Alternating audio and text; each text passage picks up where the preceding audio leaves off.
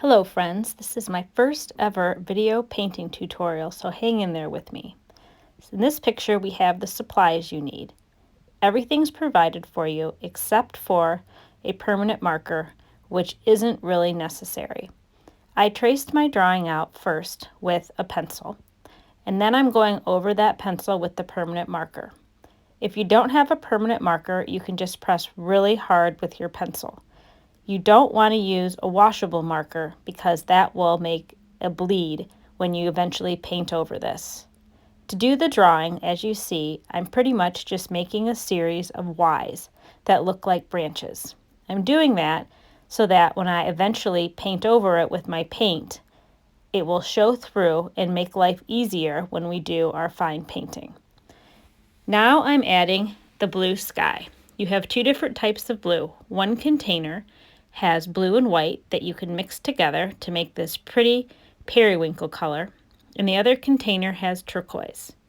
For what I think is the prettiest effect, I would paint both of them together on the canvas, alternating.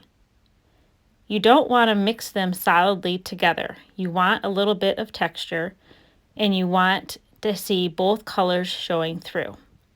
I think this creates for a much more interesting background than if you just paint it all one color. As you can see, some of the lines are still showing through from the branches that I drew earlier. That will make our lives so much easier when we go to paint our fine lines for our tree branches. I use this technique a lot for different paintings just so that you don't have to worry about the weird smudges left behind when you have to erase pencil marks over and over again right on top of paint. It's okay to add a little bit of water with your paint to help make it smooth easier. Make sure you get your sides like you saw me do at first so that this painting won't require any sort of framing and you can just stick it right to your wall or prop it on a shelf when you're done. You also want to make sure you get a nice smooth coating so that you don't see the white of the canvas showing through. When you're done with that, you'll get a fine line brush. Hopefully you have one of those at home.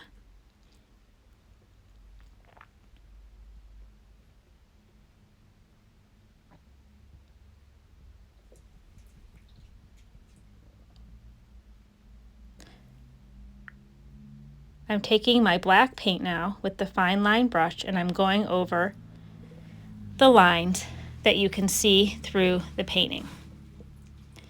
It kind of looks neat how the black mixes a bit with the blue that's still wet so that it's not necessarily a super strong line. Don't worry about perfection here. Any mistakes you made, you can easily cover up with cherry blossoms.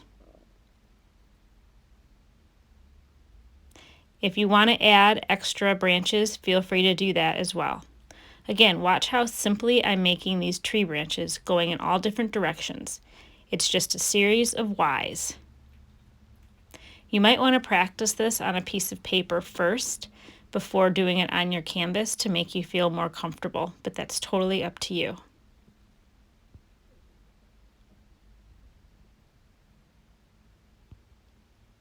Now that I've got all of my black branches, I'm going to take that lime green color and add some sunny accents.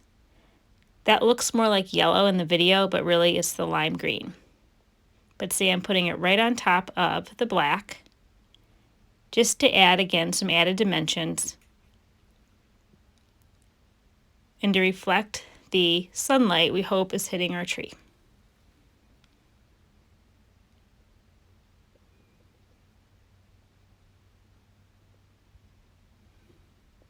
And you want to do it sporadically, not all over, which means you don't want to cover up every single branch with the green. Now I've got the other shade of green, and I'm going to mix those two together. You can't really see, but I'm putting them on a palette right now. I have a removable paper palette, but you can put yours on a paper plate. That works just fine. I'm using my palette knife, which is the fun part, and I'm just dabbing the colors all over for the leaves. I like to do the leaves second because I feel like when a flower blooms on a tree, it's blooming over and from the leaves. If you see, I'm doing it very quickly and very easily. I'm just filling up my palette knife with globs of the green paints, and I'm mixing the paint right on the canvas. When you use your palette knife, experiment with it. Again, you might want to do this on a separate piece of paper. You can use the side of it, you can use the tip of it, you can use it like a spreader, like you're icing a cake. There's all sorts of ways to get the paint from the knife onto the canvas. When I'm all done with that color, I just wiped it off with a piece of Kleenex, and now I'm moving on to my cherry blossoms. We've got the bright pink, the red, and the yellow, which again I'm dishing out onto my palette, and then some white. And again, I'm using all the colors together, and I'm mixing them with the palette knife right on the canvas.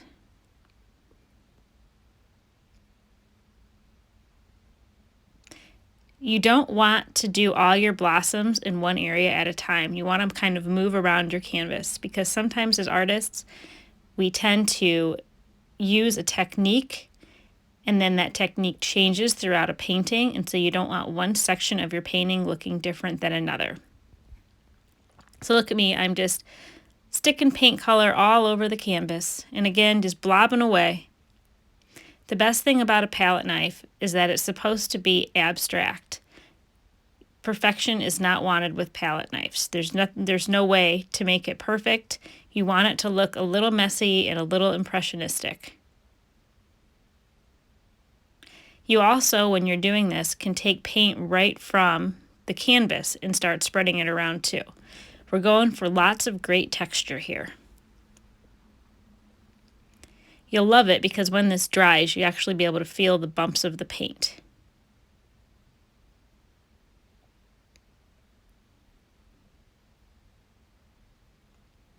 And it's interesting because you wouldn't think about using red with cherry blossoms, but the red and the yellow, again, just added a little bit of interest and dimension.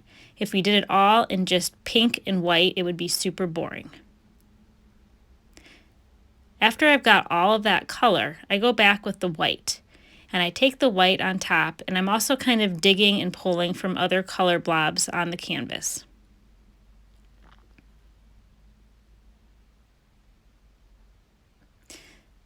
Adding the white accent is the last thing you want to do.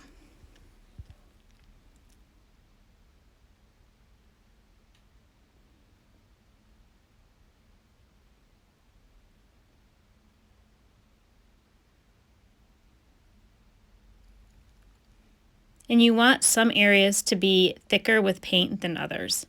You don't want it to be totally even all throughout the canvas, or else that's boring. Irregularity is what makes paintings interesting.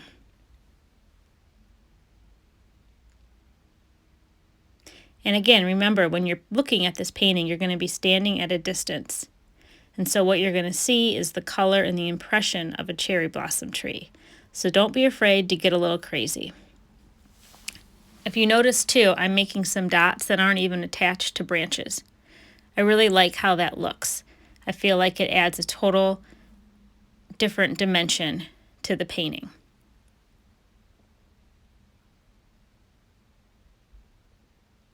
When you finish your painting, I would absolutely love it if you took a picture and emailed it to me. I can't wait to see how all of these turn out.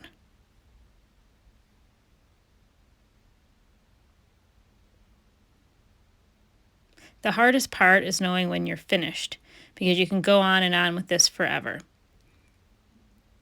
So just make sure you look at it and you like it, and don't overdo it because you want to, again, have variation.